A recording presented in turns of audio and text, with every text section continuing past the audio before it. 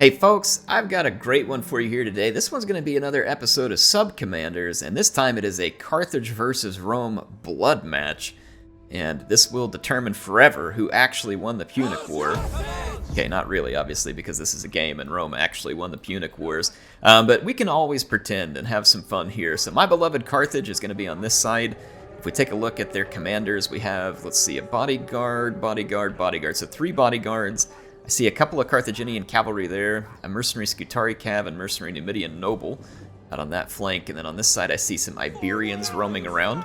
Let's take a look at the main line for Carthage. Now remember that these are a lot lower funds typically that each player is getting, so it's not necessarily going to be a bunch of elites facing off with each other. If it was, it would definitely favor Rome, because Rome has better elite. We have some Libyan hoplites up front. It looks like a line of mercenary Italian swordsmen and Gallic warriors.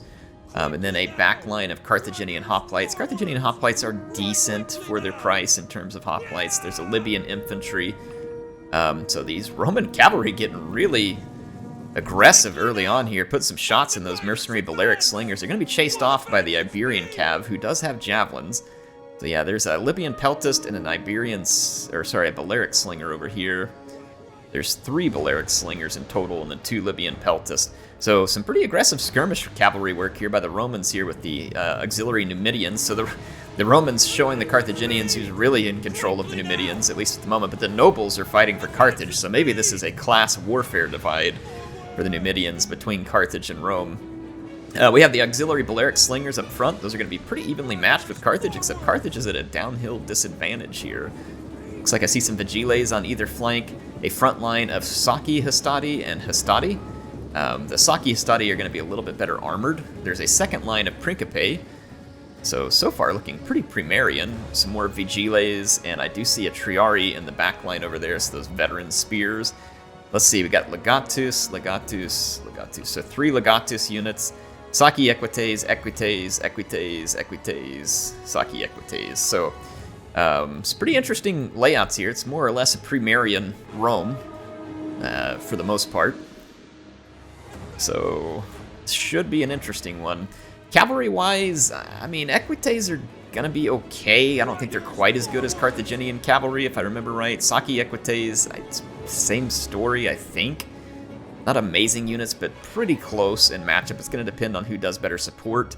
Looks like the Romans are moving towards the right-hand flank of Carthage here. And I haven't seen Carthage reposition to match, but Rome could attempt to potentially overload a flank. They certainly have the high ground here, so if Obi-Wan has anything to say about it, then the Carthaginians should surrender immediately, because they're about to have their legs and arms cut off and be left to die on a backwater planet of the Outer Rim. In any case, here we go. Looks like there's an auxiliary Syrian archer here in the middle too. I didn't notice those earlier. Thought it was just 3 slingers, but it's a Syrian archer and 2 slingers. A Syrian archer is going to do really good damage, but they have less armor-piercing capability, so that's kind of the difference. And then remember that slingers also have a shield that gives them a slight missile block chance, unless you're a Germanic slinger, in which it gives you like an 80% missile block chance. So again, it's nice to have that magical shield that they do. Alright, the auxiliary Syrian archers are going to wheel up in range here and open fire on the Balearic slingers. They've got him targeted here, but they're going to end up wasting their precision shot capability. Here comes a charge, though, by the Romans. Ooh, Carthage is not in a good position to stop this, especially if the Romans are cheeky with their horses here. Yeah, this is going to be a fantastic catch for the Romans. That definitely should have been countered a little bit more quickly by Carthage, so they were a little bit slow to react there. That's going to cost them big time. That was a very clean Equite charge. Now remember that a lot of Carthage's kind of forerunner units here, front-runner units I should say, do not have javelins. That's definitely going to potentially be a difference maker here. Look at this, as the Libyans retreat, they get mowed down by skirmish fire. That's a brutal pick by Rome. Always take advantage of shooting units in the rear when it's possible. Carthage is being forced further down the hill at the moment, so Rome is sitting in a nice position terrain-wise, and if Carthage loses these Libyans early, that could be decisive in a way, because then it's going to leave all these light infantry units to go toe-to-toe with the Romans' heavy infantry, and that's not going to end well, except there's no elephants here to bail Carthage out, as Hannibal had so many times and there's not a massive cavalry advantage for Carthage here either. Primarian Rome is actually pretty darn decent. I would not underestimate Principe. They're better than most factions' heavy infantry. So you can get the Primarian Roman, and for cheap units, Hastati aren't bad. They're really not bad.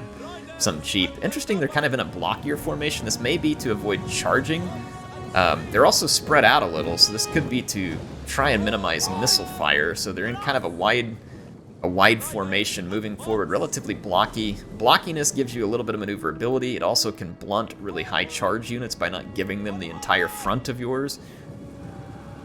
Comes a quick charge into the Vigiles and the Hastati over here. I don't see that ending well for that Carthaginian cavalry unless it retreats extremely quick. That's going to be difficult to extricate itself from all those fights at once. So the Romans look to want an infantry engagement, and I don't blame them. I feel like they have an advantage here for sure, and they should want to get into combat. I don't think this line of mercenary Gallic warriors or Italian swordsmen is going to impress anybody up against these early Romans. Now, if the charges go okay, like so if Carthage can disrupt properly and, you know, charge and reinforce, I mean, they might do all right. There's a lot of cavalry scrum going on here. It looks like Carthage is going to pull away from it. They should. Rome's got really good infantry and skirmisher support back there for their cavalry, and that would be a bad position for Carthage to get engaged in too early, which they are right now. So the Vigiles are there to support, so this fight I don't think is going to end well. There are Numidian nobles nearby. There's another Iberian cav too, so it may turn out okay. There's another Carthaginian cavalry in reserve, as well as the bodyguards kind of being held. The Romans continue to push their skirmish advantage, and they're pushing hard. There was 3 Balearic slingers. There's just also a Syrian archer. Wow, so the Romans definitely have an advantage.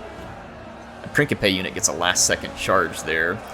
The Carthaginian hoplites are able to come reinforce, maybe even allow a cycle charge or two from these swordsmen. That would be a pretty big deal, because they would hold all right, especially against the lighter infantry. And some of the lighter infantry for Rome is not doing well, though I would imagine the Principe probably are doing well, unless they just got a really poor position. These Libyan Peltas could be really handy at getting rid of those Saki Equites. That Triari is going to be tough for Carthage to bring down too. They are very well armored and high defense. The Numidian nobles have charged in. They do not have a bonus versus large, though. They really depend on their javelins, and so they probably should have tried to stay out of that fight and continue to chuck javelins in. They are tough in a melee, but they don't want to be there with a bonus versus cavalry unit. So the Saki Equites just charged straight into Libyan Peltas, killed almost half of it, so probably not a bad play on their part. There's going to be another nice charge here, the Saki Equites charging downhill into the Gallic warriors. The Romans really still punishing Carthage with those missile volleys.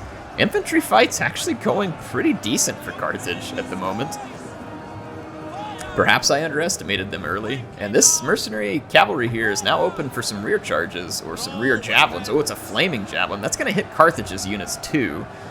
It could potentially hurt Rome worse, though, if they can get the morale low enough.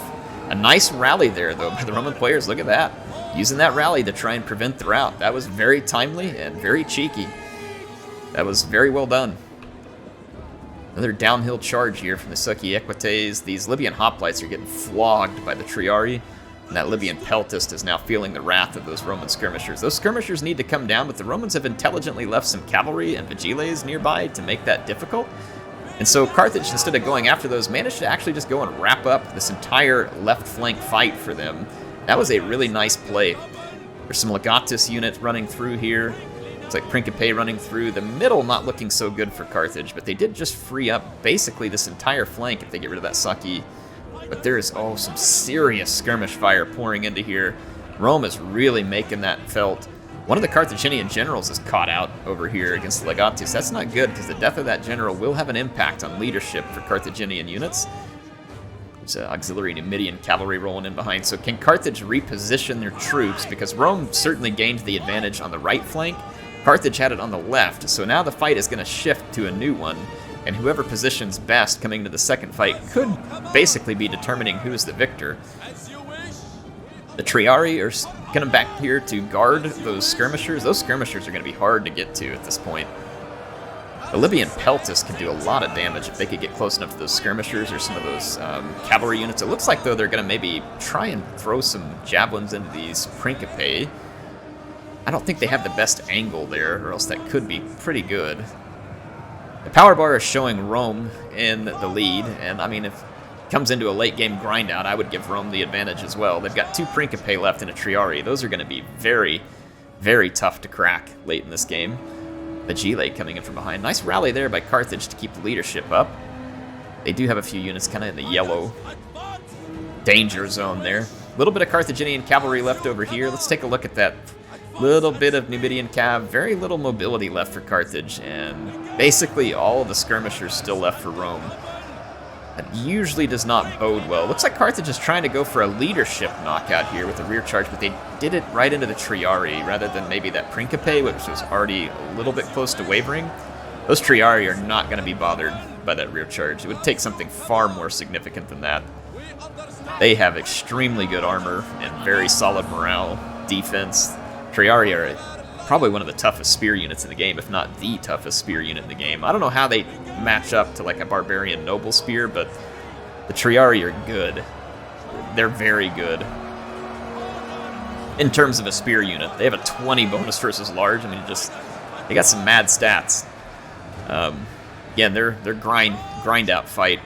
Now these Carthaginian hoplites doing pretty good in the late game grind. However, they will get chopped up by Principe eventually. The Principe are going to need help, and Carthage just kind of continues to look weaker to me as they get picked apart by these slingers that they couldn't stop. A desperation charge here to try and stop those Syrian archers. Looks like the Carthaginian troops trying to constantly reposition and get the best of this fight. This Principe is very healthy. That Triari is very healthy. It's got 101 kills. Most of those came from a cheap hoplite, but still, I mean, this unit can slap in the right positions. It just really depends. You know, you don't see it used too often in the anti-barbarian fights, but I think that it was probably a decent call in this fight. And it's a noble effort here by Carthage, but I don't think they're going to pull themselves out of this one. See, Rome managed to keep just enough cavalry back here to ward off anything coming towards those slingers, and the slingers have been focusing fire on anything that comes after them as well. So this play by Rome to keep these expensive skirmishers safe has really paid off. And although I think Carthage kind of initially had the infantry fight won, Rome does Roman things and grinds their way back through it. And again, that's not surprising. That's the kind of fight that Rome excels in. When it comes into a later game, battle of morale, armor, defense, that's where Rome's going to wear you out. That is exactly where they want to be. You kind of need to do heavy damage to them quicker before it becomes an infantry grind out. Again, I think Rome did an excellent job defending their skirmishers here. So Carthage really ended up paying a price from that. Let's go look at those skirmishers, in fact. Yep, there they are. Very nice kills on all of them. Well done.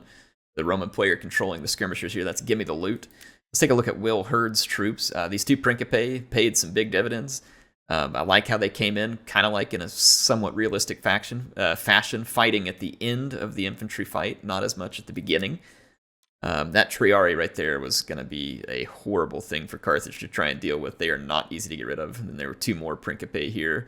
So all of them performed well. And then again, from Carthage's side, honestly, I'm pretty shocked at how well this infantry line did initially. The Libyans got a lot of kills, decent performance on some of the cheaper infantries. It really wasn't bad. And some of the Carthaginian hoplites were okay to begin things. Sol Invictus, I think, made a marvelous effort with the cavalry. I thought that was going to end up being really bad where that engagement took place out there, and he actually managed to win most of it. It's just by the time he did win it, there was still so many Roman generals left that he couldn't just punch through back to the skirmishers. So again, a valiant effort there, but it wasn't quite enough in the end. And then, let's see, we looked there, and then King David here on his troops. A lot of kills with this Peltis. Yeah, that skirmishing force, Rome just kind of came in and took over the skirmishing. Nice job with that late Carthaginian hoplite there, though. So, some nice support. And then I think the Roman cavalry player here, nice job overall, too. Some of these Numidian cavalry came out late, and although the Roman technically lost the melee cavalry fight to Carthage, he did so in a manner where it was a trade, and then ultimately that was a victory for them because it kept their skirmishers alive. So well played to everybody involved here. Hope you all enjoyed this one. I know I did. I will have more replays for you coming soon. I have had some people ask me for Warhammer replays. I would love to show some. I personally do not have time to play multiplayer on any game at the moment because I'm so buried at work and no one's sending me replays. So if anybody wants to send me Warhammer replays, I'm more than happy to cover them. I just do not have time to engage in it, and there has been a ton of interest in the Rome replays and a ton of people sending me things, so it's obviously been my go-to here because it's just easier at the moment.